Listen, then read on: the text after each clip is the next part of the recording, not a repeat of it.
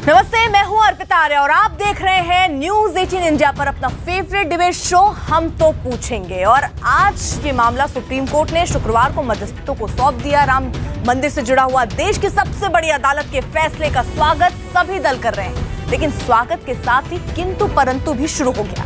BJP नेता विनय कटियार ने कहा कि मंदिर तो राम जन्मभूमि पर ही बनेगा। कुछ ऐसी ही बात केंद्रीय मंत्री उमा भारती ने भी कर दी, लेकिन इन सब से हटकर AIMIM के अध्यक्ष असदुद्दीन ओवैसी ने सुप्रीम कोर्ट की तरफ से तय एक मध्यस्थ पर ही सवाल खड़े कर दिए। ओवैसी को श्री श्री रविशंकर की निष्पक्षता पर संदेह है। श्री श्री रविशंकर के एक पुराने बयान का हवाला देकर वो सवाल खड़े कर रहे हैं। सुप्रीम कोर्ट के फैसले का सियासी असर भांपते हुए राजनीतिक दलों में भी मंथन शुरू हो गया है।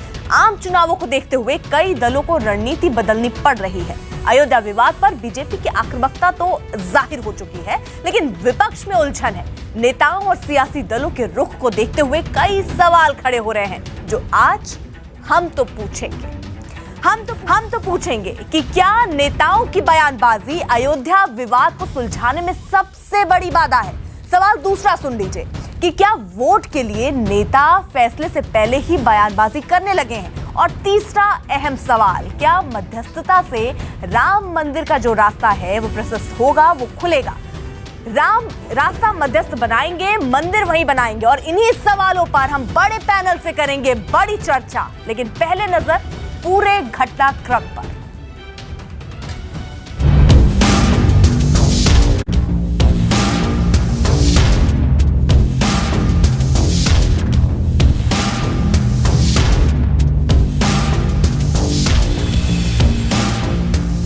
Supreme Court has appointed a mediation committee headed by me. I am yet to receive the order copy. Therefore, for the present, I can only say that if the committee has been constituted, we will take every effort to resolve the dispute.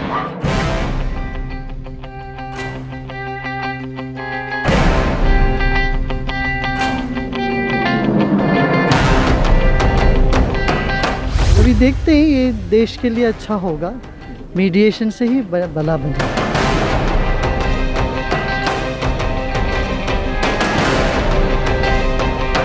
माननीय supreme court ने जो 3 नाम दिया है, वास्तव में बहुत ही सराहनीय दिया है। और हम आशा करते हैं वो तीनों नाम त्रिदेव की तरह होगा, ब्रह्मा विष्णु महेश की तरह होगा। निश्चित रूप से ये जो विशाल एक समस्या बनी हुई है देश के लिए और हिंदू मुस्लिम एकता का एक प्रतीक साबित होगा और राम मंदिर के लिए मार्ग प्रशस्त होगा, क्योंकि इसमें जो श्री श्री रविशंकर जी का भी नाम है वो बहुत ही सराहनीय।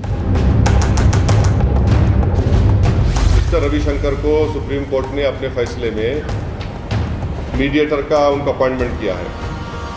अब जब हाई कोर्ट के civil procedure mediation rules 6 subsection C ये कह रहा है, तो मैं आप तमाम को याद दिलाना चाह रहा हूँ 4 नवंबर 2018 को जिसको सुप्रीम कोर्ट ने मीडिएटर बनाया है, उनका स्टेटमेंट ऑन रिकॉर्ड है। और वो स्टेटमेंट क्या है कि अगर मुसलमान अपने इस क्लेम को अयोध्या पर नहीं छोड़ेंगे तो हिंदुस्तान सीरिया बन जाएगा। ये इनका स्टेटमेंट है। और उन्होंने ये भी कहा कि मुसलमान एज ए गुडविल गेस्चर इसको छोड़ दें।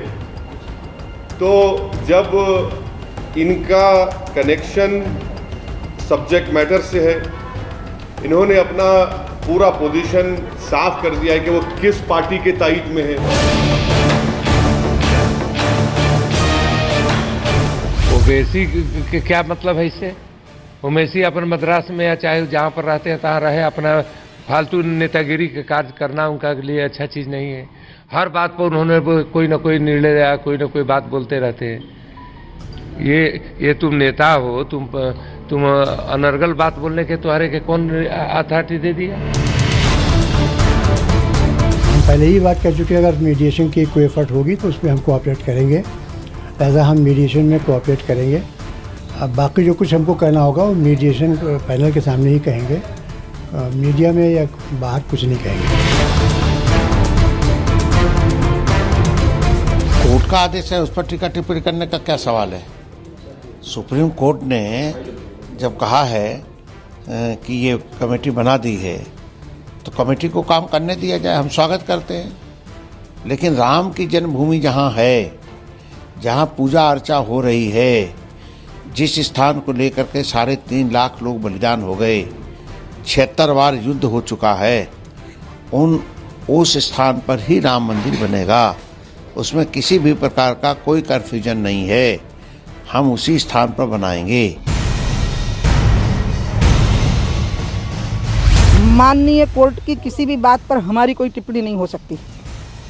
मध्यस्थता में जो नाम आए हैं उन नामों पर भी टिप्पणी नहीं कर सकते, क्योंकि राम के नाम के ऊपर सबका अधिकार है, हिंदुत्व पर सबका अधिकार है, भारत पर जो भारतीय लोग हैं उन सबका अधिकार है।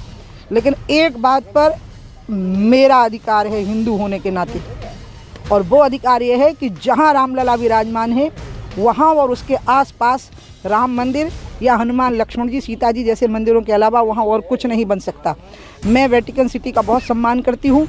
वहाँ कोई मंदिर बनाने जाएगा मैं उसको रोक दूँगी। अगर कोई मक्का मदीना में कोई चर्च बनाने जाएगा तो मैं उसको रोक दूँगी। इसी प्रकार से जहाँ रामलला विराजमान है वहाँ आसपास मंदिर के अलावा कोई भी चीज़ बनाने की चेष्टा होगी मैं रास्ते में खड़ी हो जाऊँगी।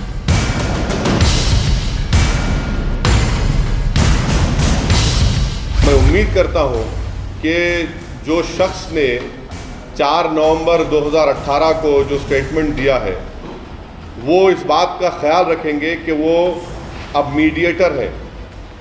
वो उस अजीम पोजीशन पर सुप्रीम कोर्ट ने उनको अपॉइंट किया है, तो वो अपने दिलो दिमाग से 4 नवंबर का वो स्टेटमेंट निकाल देंगे जिसमें उन्होंने मुसलमानों से धमकी दी।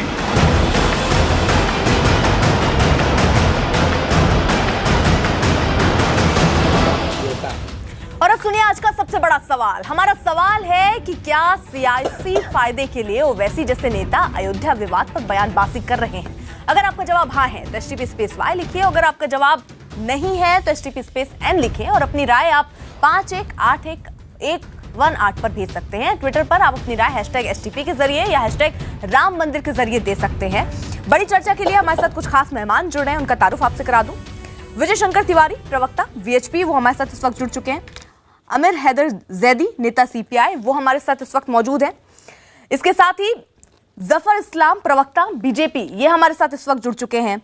आलोक शर्मा, प्रवक्ता कांग्रेस, पहली बार कांग्रेस राम मंदिर के मुद्दे पर जुड़ी है, हमारे साथ आलोक शर्मा, प्रवक्ता कांग्रेस के हैं। उसके साथ सैयद असीम वकार, महासचिव हैं AIMIM के, और स्वामी चक्रपाणी, अध्यक्ष संत महासभा के, और साथ साथ स्टूडियो में हमारे साथ स्वामी दीपांकर धर्मगुरु, वो इस वक्त जुड़ चुके हैं। लेकिन मेरा सबसे पहला सवाल आलोक वर्मा साहब आपसे होगा, क्योंकि माफ कीजिएगा आलोक शर्मा जी, आपसे होगा कि आज कांग्रेस राम मंदिर के मुद्दे पर चर्चा में शामिल हुई है, ऐसा कैसे हो गया? देखिए, मैं समझता हूं कि अब तक राम मंदिर पर जो टीवी डिबेट्स होती हैं, जिस तरह के बयानबाजी होती हैं, उसमें केवल राजनीति रहती है। इसलिए कांग्रेस पार्टी अपने आप को दूर रखती है। जब सुप्रीम कोर्ट का कोई निर्णय आया है, ऑब्जर्वेशन आया, हम हमेशा टीवी पर भी आए हैं और अपना मत भी रखा है। लेकिन आज का विषय ये है कि क्या भारतीय जनता पार्टी, जो बार बार कहती थी कि हमें पहले केंद्र में सत्ता दे दीजिए, फिर कहती थी यूपी में सत्ता दे दीजिए, उन्होंने 5 वर्षों तक राम मंदिर पर क्या किया? बहुत से लोग ऐसे थे जो अभी ब्रेकिंग न्यूज़ देकर चले गए कि अभी वहां पर जो है प्राइवेट मेंबर बिल आएगा। मोदी जी ने उनको प्राइवेट मेंबर बिल लाने से क्यों रोक दिया? RSS ने अगले वर्ष तक का समय क्यों दे दिया कि राम मंदिर पर अभी बात मत कीजिए? और बहुत सारे सवाल ऐसे हैं कि क्या 8 हफ्ते अभी सामने हैं, उसके बाद फिर एक्सटेंशन तो नहीं होगी समय की? क्या ये चुनाव निकल जाएगा, उसके बाद भी ये चर्चाएं चलती रहेंगी?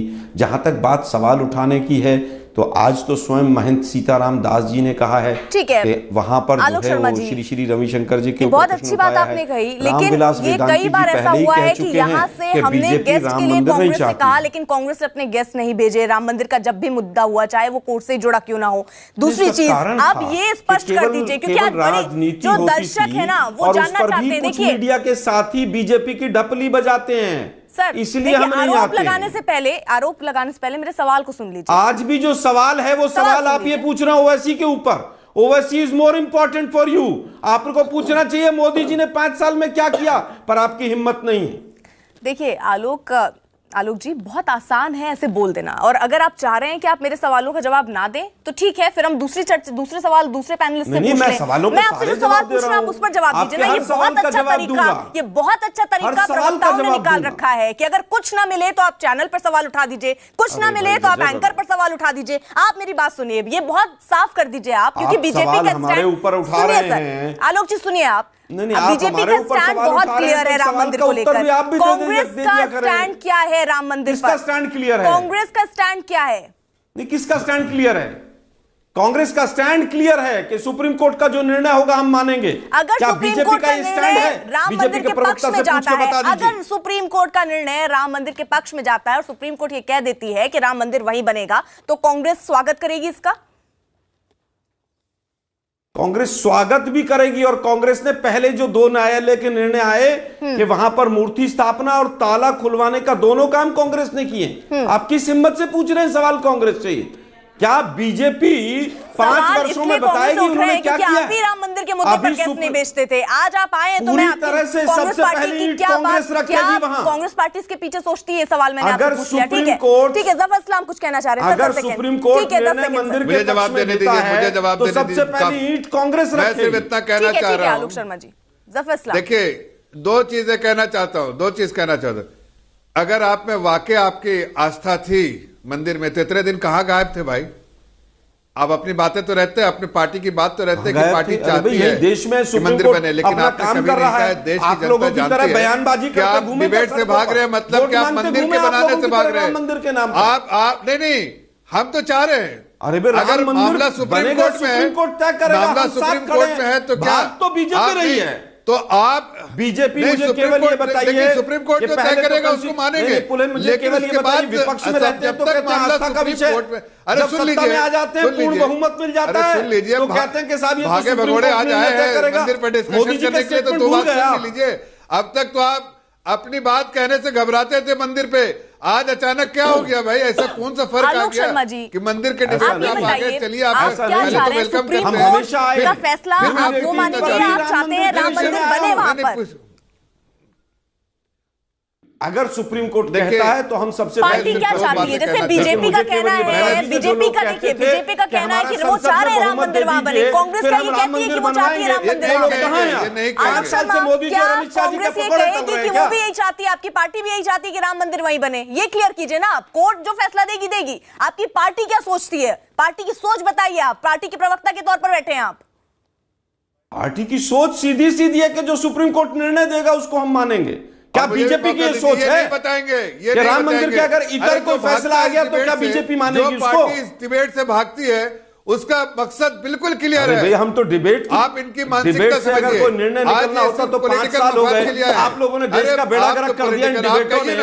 आज भी मौका देता हूं, आप खुल के कहिए, ये कपटी हिंदुत्व और नकली राष्ट्रवाद आपने पूरे देश पर मुलम्मा चढ़ा दिया। भागे भगोड़े आए, पूरा देश देख रहा है कि भगोड़े ने क्या किया है। आज क्यों नहीं बताते? देश की जनता जानना चाहती है राहुल गांधी क्या चाहते हैं। आपका स्टैंड क्या है? आपको 5 साल में 1 कदम चले हो तो बता दीजिए। नहीं, मोदी जी सऊदी अरबिया में मस्जिद में लूटपाट हो रहे हैं, अयोध्या तक गए नहीं। कोर्ट हम सवाल कांग्रेस से पूछ रहे हैं आप लोग। आप तो बता दीजिए, आपको क्या वेटिकन से आएगा क्या? आप मुझे बताइए, सरकार ने एक बार भी सुप्रीम कोर्ट में एफिडेविट दिया हो, बताइए ना, सुनवाई जल्द हो, बताइए कहां है एफिडेविट? किसने दिया एफिडेविट? ठीक है, चक्रपाणी जी हमारे साथ हैं, बताइए ना। जब तक मामला है सुप्रीम कोर्ट के बाद हमारे पास विकल्प खुलते हैं, और मैं उस विकल्प के बारे में बात कर रहा हूं। चक्रपाणी जी, आज जो सुप्रीम कोर्ट की बात पर मोहर लगा दी है, आप स्वागत करेंगे? वैसे ही बोल रहे हैं, वही आप बोल रहे हैं। मैं बीच में आना चाह रहा था, अगर आप इजाजत दें। जी बिल्कुल बिल्कुल। खुद ही जंग तो चल ही रहा है। सवाल इस बात का है कि अब तक प्रीति जी देखो, आज तक कितने लोगों ने राम मंदिर को लेकर 3.5 लाख लोगों ने जान अपनी गंवा दी। आप देखो कितने राजनीतिक पार्टियां ने इस राम मंदिर के नाम पे अपनी राजनीतिक रोटियां सेकने का काम की, कितने प्रदेशों में केंद्र तक में सरकार बन गई, लेकिन रामलला वहीं पे हैं, वहीं विराजमान है। तो सवाल इस बात का कि आखिर कब तक ये संघर्ष चलता रहेगा, कब तक राम मंदिर के नाम पे मंदिर और मस्जिद करते रहेंगे? इस पे विराम लगना चाहिए। 2014 में हम लोगों ने बड़ी आशा और विश्वास के साथ पूरे देश के लोगों ने समर्थन दिया था कि बीजेपी बीजेपी की पूर्ण बहुमत आएगी तो निश्चित रूप से कानून बनेगा। प्रचंड बहुमत आया और परिणाम क्या हुआ? प्रधानमंत्री जी पूरे विश्व का भ्रमण कर लिए, लेकिन अयोध्या जी में अभी तक रामलला के दर्शन करने तक नहीं है। सवाल इस बात का अब करना माननीय सुप्रीम कोर्ट को ही है। जब सुप्रीम कोर्ट को करना है तो सुप्रीम कोर्ट ने इस बात को माना है 8 सप्ताह के समय देकर के कि देखो भाई, अगर जो इसमें कोई एक जीतेगा तो दूसरा हारेगा, और सुप्रीम कोर्ट नहीं चाहता है कि किसी को यहां पे हम हराए। हम चाहते हैं कि दोनों जीते, और इसलिए मौका दिया है कि समझौता करो बाहर। और अगर जो समझौता मध्यस्थता करते, मध्यस्थता 3 मध्यस्थों को उन्होंने बनाया है, तो निश्चित रूप से तीनों बड़े निर्विवादित हैं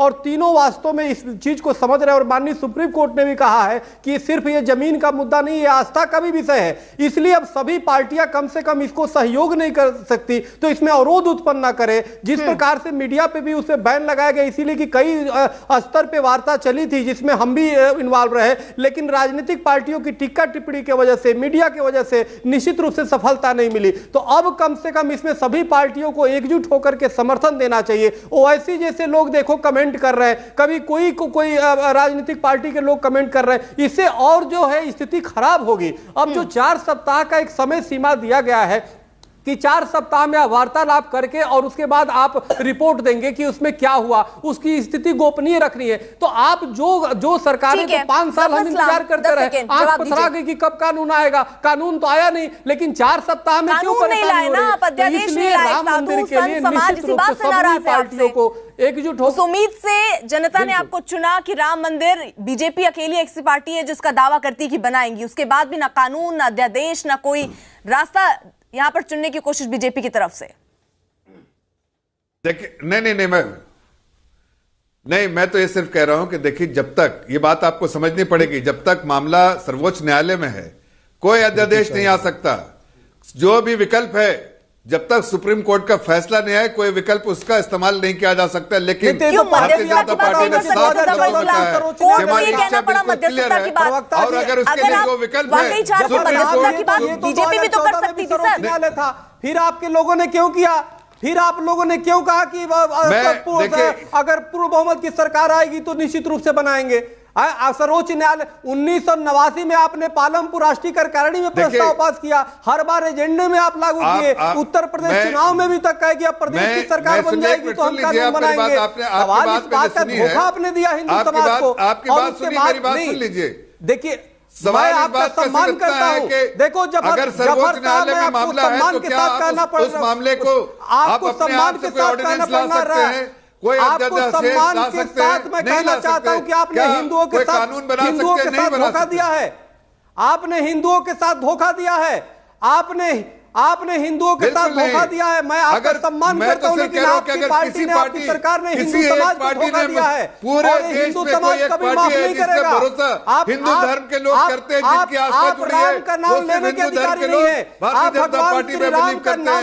उनको विश्वास है कि अगर कोई पार्टी बना सकती है तो भारतीय जनता पार्टी बना सकती है। कल अमित शाह जी कह रहे कि राम मंदिर हम बनाएंगे। अरे किस हैसियत से बोल रहे हैं? 5 साल तक था, आप 3 तलाक पे लगे रहे। 3 तलाक के लिए आपको वोट दिया गया था। वोट दिया गया था गोरक्षा कानून के लिए, राम मंदिर के लिए, 370 के लिए। आप कश्मीरी पंडित उसी तरह है। आपने 11,000 कोई विजयशंकर जी, आप टिप्पणी नहीं कर रहे हैं, आपसे पूछना चाह रही हूं कि जिस तरीके का रोष हम साधु संत समाज में देख रहे हैं, क्योंकि उस बात की तकलीफ है कि बीजेपी ने कुछ नहीं किया, ये तकलीफ क्या बीएसपी को भी है?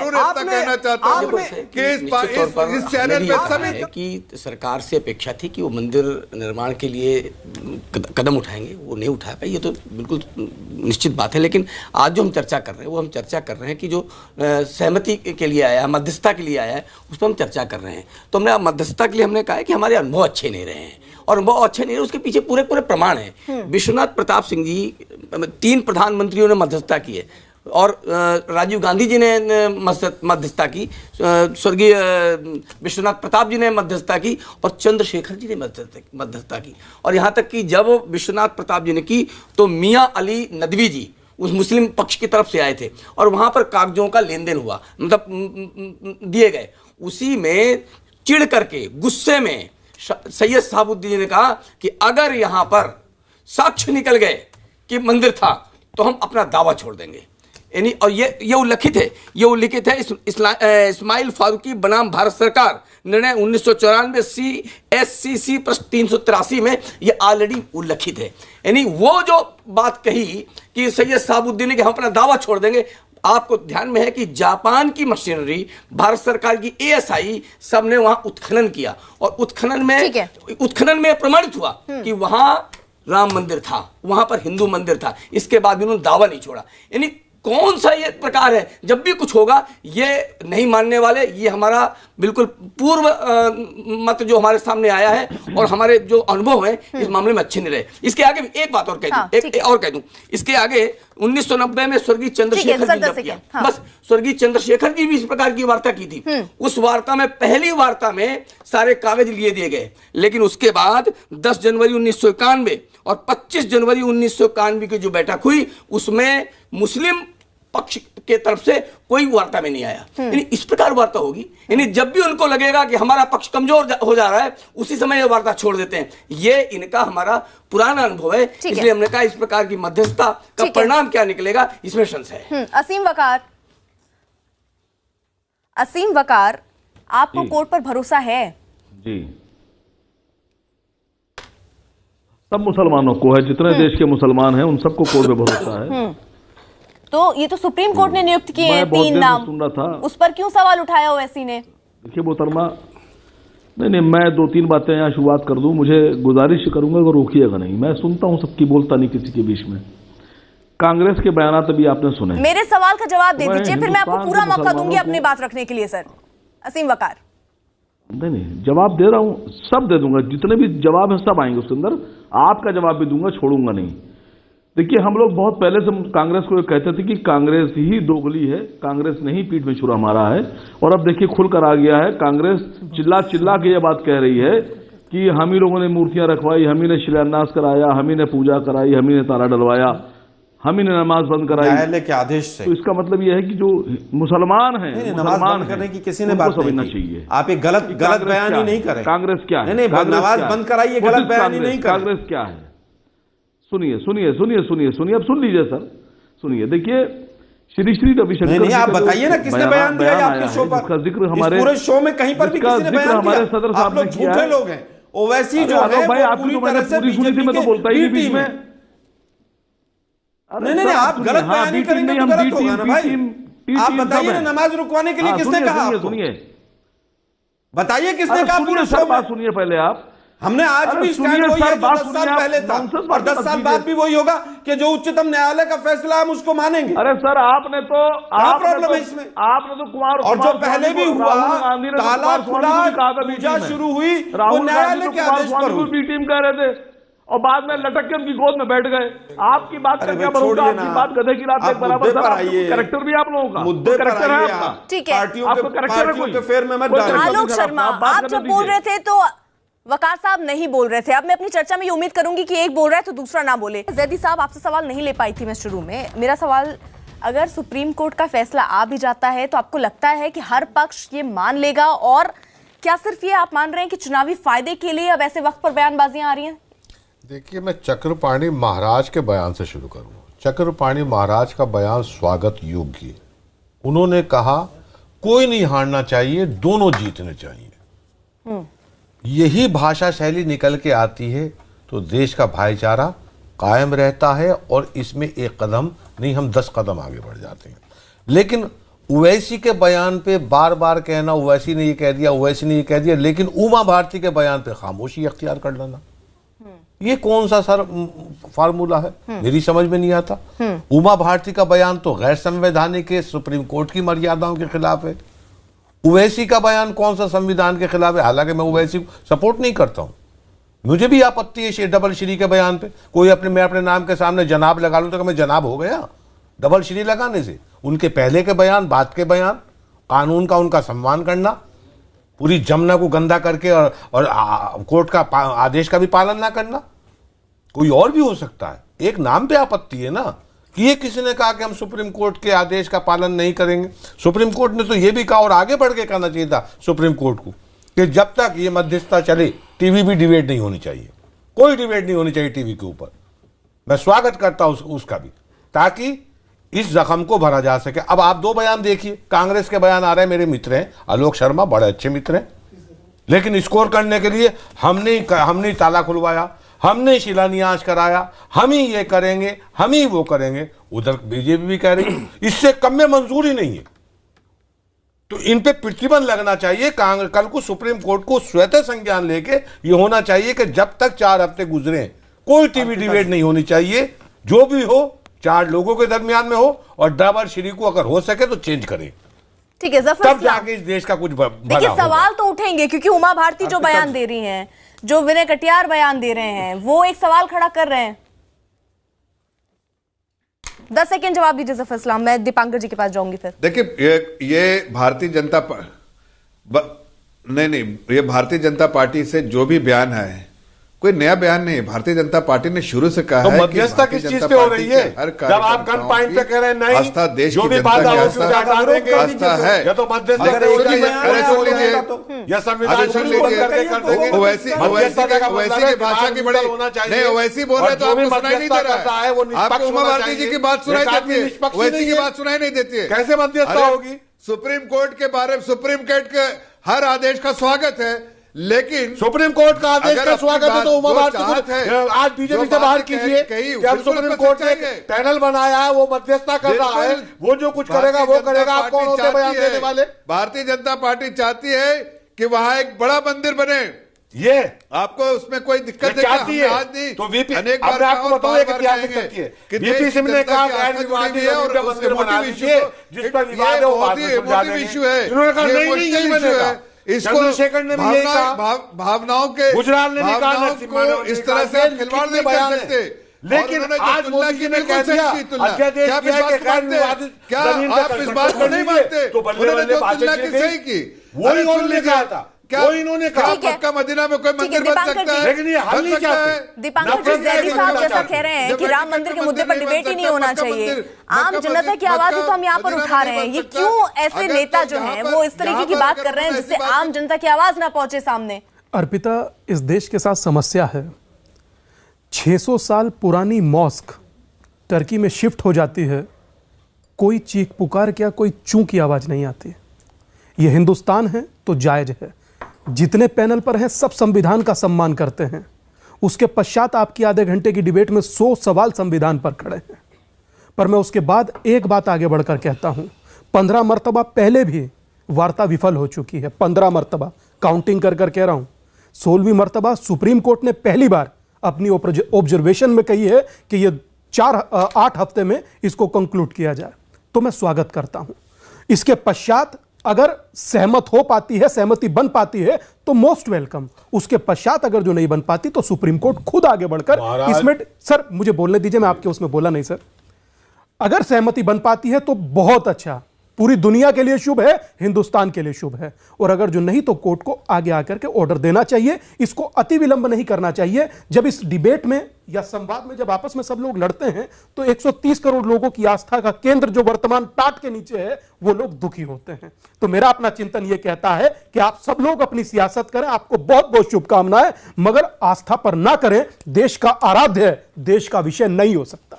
सर आपने एक चीज कही, टर्की के अंदर मस्जिद की शिफ्ट हो जाती है, ये टर्की का उसका एग्जाम्पल देते हैं। टर्की में किसी ने जाके, मॉब ने जाके किसी मस्जिद को नहीं तोड़ा, आदरणीय, आप सुन लीजिए। जब अफगानिस्तान के बुद्धा की मूर्ति टूटती है, हम जब भी बोलते हैं वो भी अपराध था, बुद्धा की मूर्ति टूटना। यह आपराधिक मुकदमा भी होना चाहिए, जो कहना चाहिए सुप्रीम कोर्ट के अंदर एफिडेविट देने के बाद राज्य सरकार और केंद्र सरकार ने सुप्रीम कोर्ट के अंदर एक एफिडेविट दिया था कि मस्जिद की सुरक्षा होगी। सुप्रीम कोर्ट ने कहा था मस्जिद की सुरक्षा होनी चाहिए। आज जो मध्यस्थता हो रही है किस बात पे हो रही है? टाइटल पे हो रही है या मध्यस्थता इस बात पे हो रही है? राम पैदा हुए थे, जैदी साहब बाबरी मस्जिद के ढाए जाने पर दुखी हैं। इस देश में क्या दुनिया भर में कलंक को हटाने की एक परंपरा है। यहाँ पर अंग्रेजों के भी कट्टरपंथी है, इससे ज्यादा कहलाई जाती है। मैं उनके बयान का क्यों समर्थन कर रहा हूं? सुनना नहीं चाहेंगे, ये सुनना नहीं चाहेंगे, ये नहीं सुनना चाहेंगे, ये तो इंसानों के बयानों का समर्थन होता है, आतंकवादियों के नहीं। इनको कष्ट है कि बाबरी मस्जिद क्यों हटाई गई इस देश में। चक्रपाणी इंसानों के बयान का मतलब होता है। दुनिया भर में कलंकों को हटाने की परंपरा है भारत में। ये बताइए बाबरी मस्जिद, ये बाबरी मस्जिद बाबर कौन होता है? आप बताओ कौन होता है? आप बताओ कौन होता है? मुझे नहीं पता, आपको पता होगा। बाबरी मस्जिद बोल रहे हैं आप। सुप्रीम कोर्ट को मुझे आपके धर्म ग्रंथों में लिखा है कि जो जगह विवादित हो उसमें नमाज नहीं करेंगे। और इस तरह से बयानों पे साल में विवादित है कि नहीं? अगर किसी का मुकदमा चल रहा है अपने कोर्ट में, वो विवादित है कि नहीं? विवादित जगह पर ये नमाज नहीं अदा नहीं कर सकते। इसके बाद भी अरे मैं नमाज नहीं पढ़ता यार। इसके बाद भी शांति की बात करते हैं, शांति की बात करते हैं। आपके बयान से नहीं बचेगा, मेरे बयान से बचता है। 490 साल में क्या हुआ? लाखों लोग एक ने सुनिए कांग्रेस ने ताला लगवाया, कांग्रेस ने ताला खुलवाया, कांग्रेस के कारनामे फर्क इतना है, बीजेपी हरी घास पे काला सांप है, कांग्रेस हरी घास पे काला सांप है। जयदी साहब 1950 में कोर्ट ने निर्णय दिया कि आप वहां पूजा कर सकते हैं। 1955 में उत्तर प्रदेश की 1955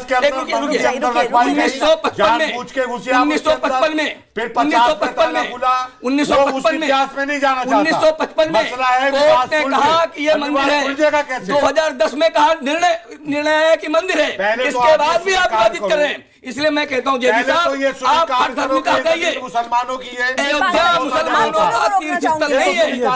अयोध्या मुसलमानों का तीर्थस्थल नहीं है। आप दोनों लोग कर रहे हैं, क्या इससे ये समझा जाए कि ये राम मंदिर का मसला समझेगा? आप मुसलमानों की मस्जिद होती है, लेकिन वहां पर मस्जिद यही स्थिति मुझे लग रहा है देश की, यही स्थिति है सर। लग रहा है सर ऐसे सुलझेगा राम मंदिर। सोचिए, अब आपके सामने है ना, मैं तो आधे घंटे का प्रमाण दे रहा था, मगर जयदी साहब की बातें कुछ कहीं मुझे बहुत मैं उनसे इत्तेफाक नहीं रखता। हालांकि जयदी साहब से बहुत लगाव रखता हूं, मगर इस बात से इत्तेफाक नहीं रखता। आप देखिए कि मात्र आधे घंटे की डिबेट में यह परिस्थिति उत्पन्न हो गई। सोचिए कि जो कोर्ट ने डिसीजन दे दिया 3 लोगों का नाम, उस पर काकातुआ करने की जरूरत क्या है? कोई कहीं से बोल रहा है, कोई कहीं से बोल रहा है।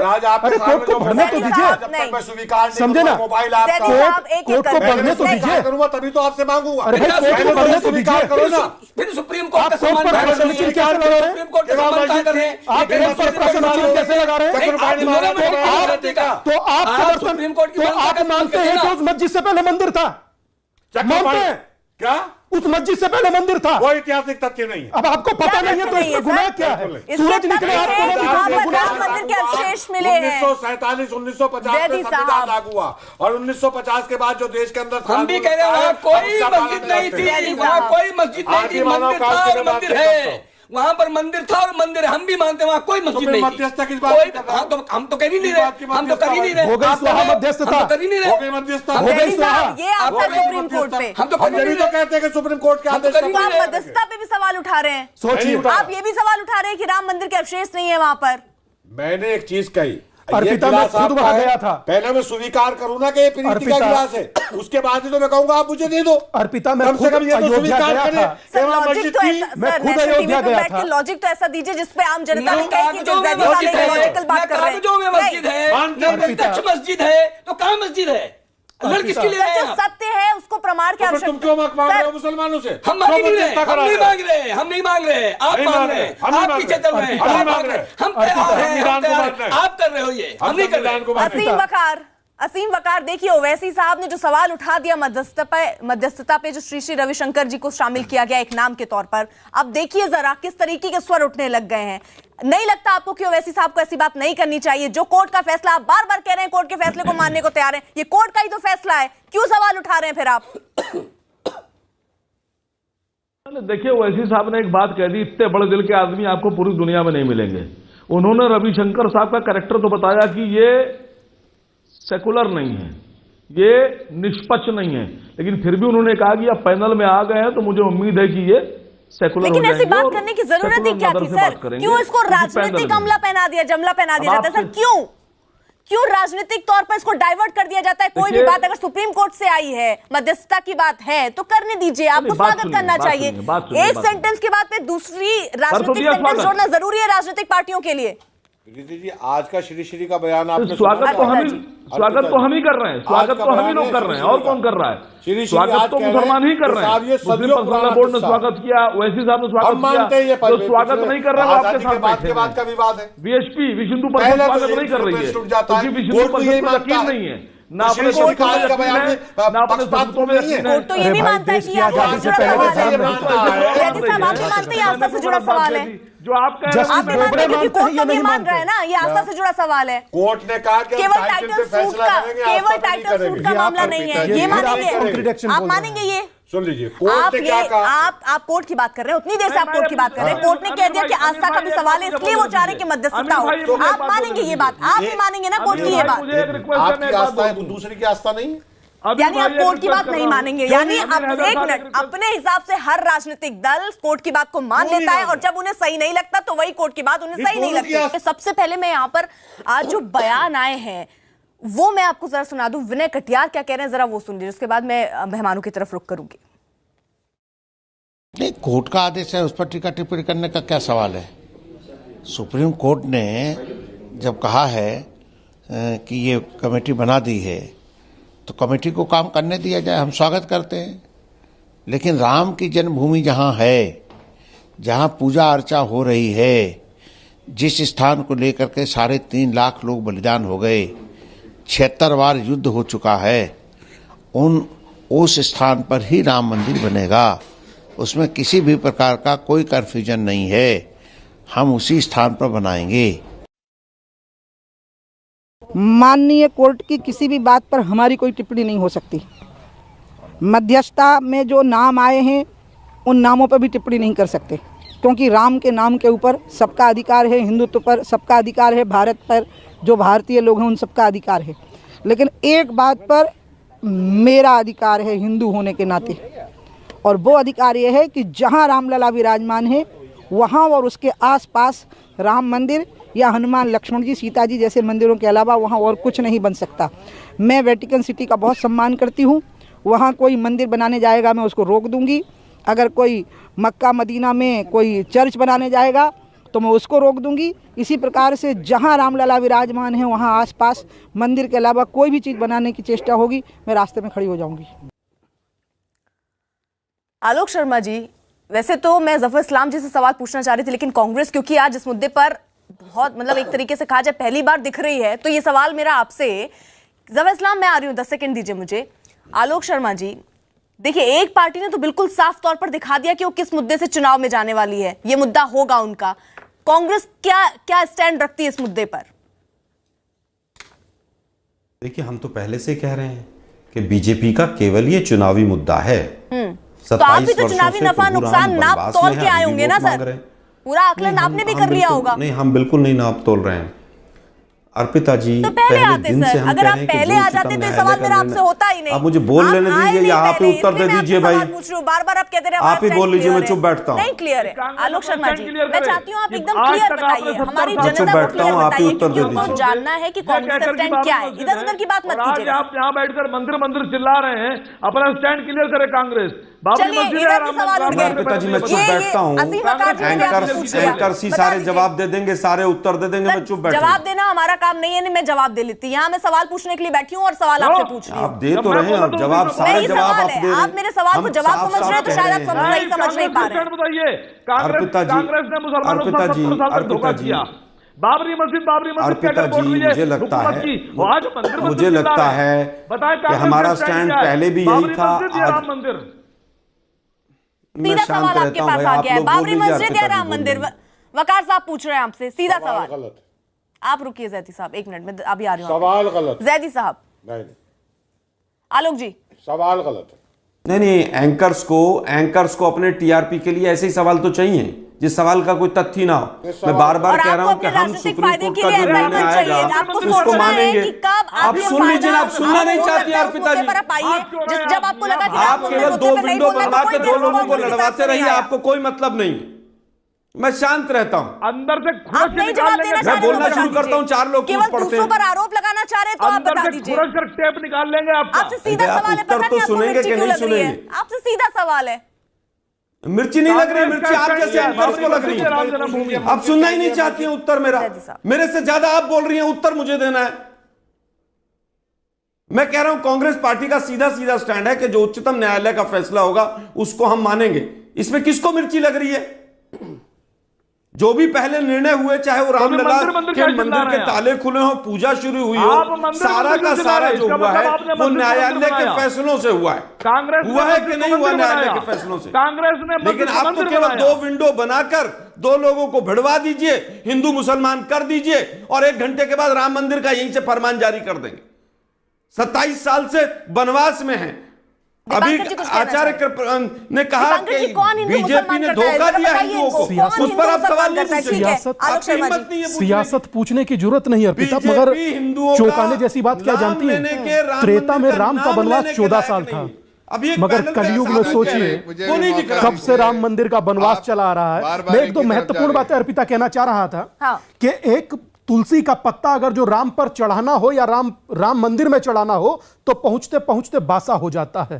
अगर जो एक परिधान परिवर्तित करने हो 6 महीने का टाइम लगता है। पिताजी मुझे मौका मिलेगा क्या बोलने का? जो राम को अपना आराध्य मानते हैं, आप राम पर सियासत, केवल ये बताइए, मैं इतना मात्र कहना चाहता हूं कि आप देश पर सियासत करें। उमा भारती जी भी कह रही है लैंड डिस्प्यूट है ये। आदरणीय, मेरा अपना चिंतन ये कहता है, जस्टिस बोबड़े ने जो कहा हो जाता है कि नहीं हो जाता? राम मंदिर अयोध्या मसला आस्था से जुड़ा मसला है ना, और मुझे लगता है कि जज साहब का कहना किसी भी पैनलिस्ट के कहने से ज्यादा महत्वपूर्ण है, क्योंकि मुझे लगता है कि सुप्रीम कोर्ट से ऊपर उसके देश में कोई नहीं है। और सुप्रीम कोर्ट ने जो बात कही है, एक तरफ आपके पार्टी के नेता, आपकी पार्टी ये कह रही है कि सुप्रीम कोर्ट का जो फैसला होगा उसके साथ होंगे, दूसरी तरफ आप इस तरीके की बात कह रहे हैं कि राम मंदिर हम वहीं चाहते हैं, वहीं बनेगा राम मंदिर। या तो ये हो सकता है ना कि सुप्रीम कोर्ट की बात मान रहे हैं आप, या तो नहीं मान रहे। मुझे बोलने का मौका दिए आपने। अर्पिता जी बहुत देर बाद मुझे समय दिया है, मुझे बोलने दिए।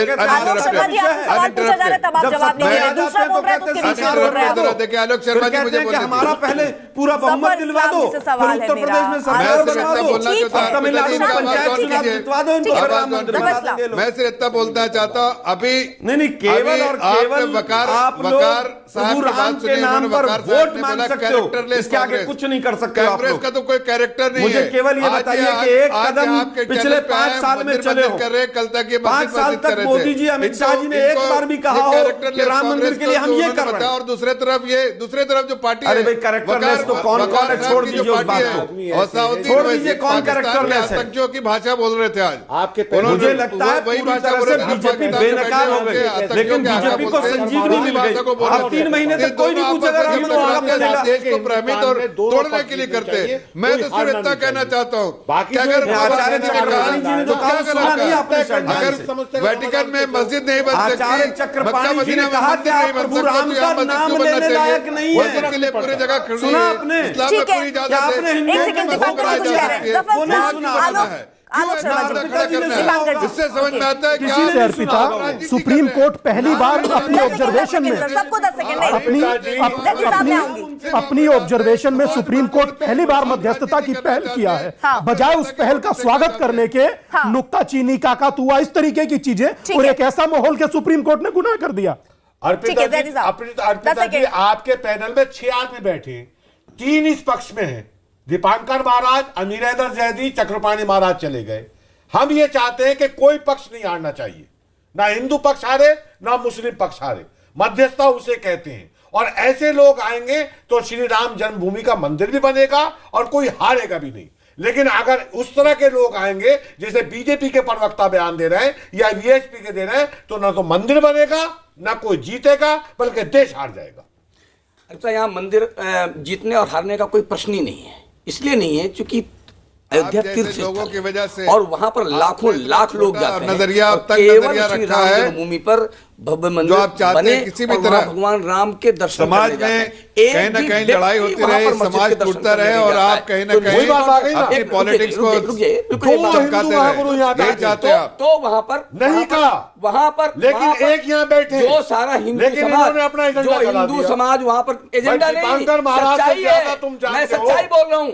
सच्चाई ये कि वहां पर इन्हें मंदिर नफरत था, फैलानी है। मंदिर चक्रपाणी है, महाराज मंदिर को बनेगा, और दीपांकर इसके महाराज को अतिरिक्त मोहब्बत वहां का पर पैगाम कुछ भी नहीं देना है। बनेगा। फर्क इतना और है। ये आप राजनीति इन्हें करते रहिए, मोदी आप की राजनीति सरकार करें। बनवानी अगर है, आप राजनीति छोड़ दें, दीपांकर महाराज को अगर राम ये मंदिर राजनीति छोड़ बनवाना दें, है। दोनों अगर ने ये राजनीति छोड़ बस दें इतना तो अंतर देश है। में भाईचारा स्थापित हो जाएगा। सुन लीजिए, भाईचारा दीपांकर महाराज स्थापित को करने के लिए मंदिर मंदिर चाहिए, बनना बहुत तुम्हें जरूरी है। मोदी की सरकार चाहिए, बस इतना अंतर। हमें मंदिर चाहिए, तो मोदी की सरकार चाहिए, मंदिर चाहिए, मंदिर चाहिए, मंदिर चाहिए, मंदिर चाहिए, भव्य मंदिर चाहिए। गबन किया था।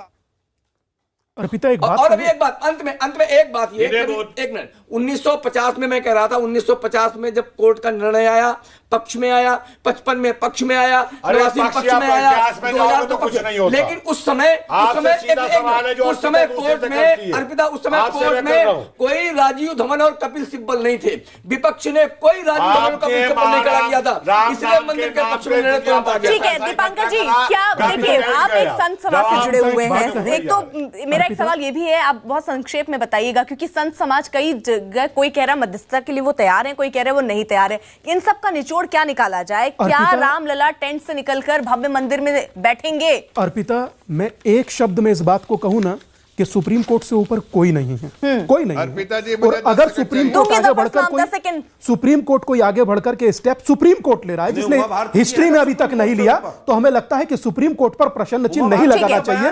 मुझे लगता है आगे बढ़कर उसका वेलकम करना चाहिए। ठीक है, जफर इस्लाम 10 सेकंड। अर्पिता जी,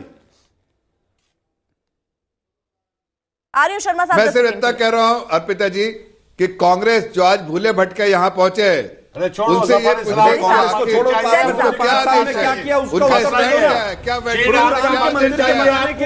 क्या केंद्र में मोदी की सरकार चाहिए, फैसला आपको करना है। फिर से वो एक कुल मिलाकर यहाँ आज अगर मध्यस्थता की बात सुप्रीम कोर्ट ने कही है उसका स्वागत सभी दल को करना चाहिए क्योंकि एक पहल एक तरफ इस दिशा की ओर तो है कि राम मंदिर का निर्माण जल्द से जल्द हो सके।